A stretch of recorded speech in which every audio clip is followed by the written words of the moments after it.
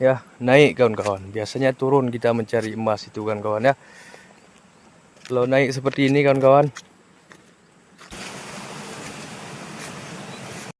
Assalamualaikum kawan-kawan. Hari ini kita agak berbeda lane kita kawan-kawan ya. Kita masuk hutan kawan-kawan. Kita akan mencari emas di dalam hutan, di dalaman hutan ya. Kita coba masuk hutan. Kali ini agak berbeda. Naik gunung masuk hutan kawan. Semoga saja ada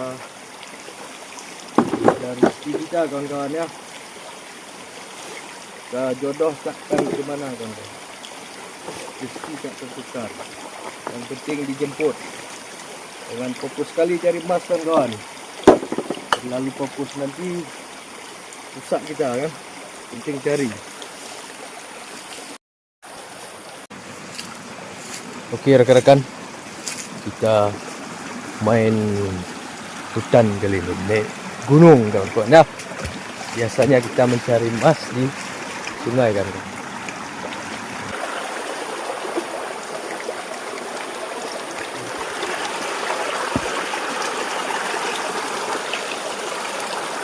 Okey rekan-rekan, inilah lokasi kita kawan-kawan ya.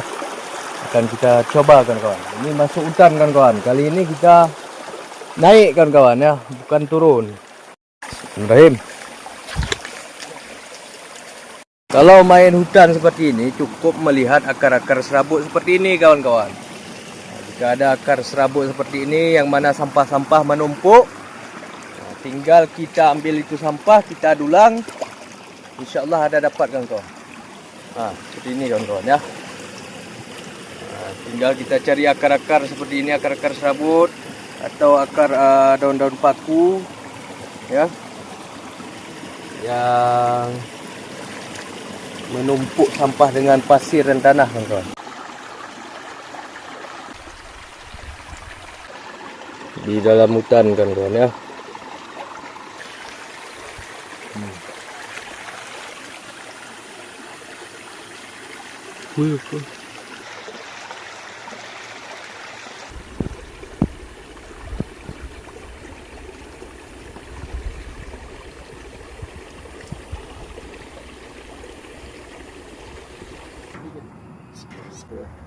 Apa yun?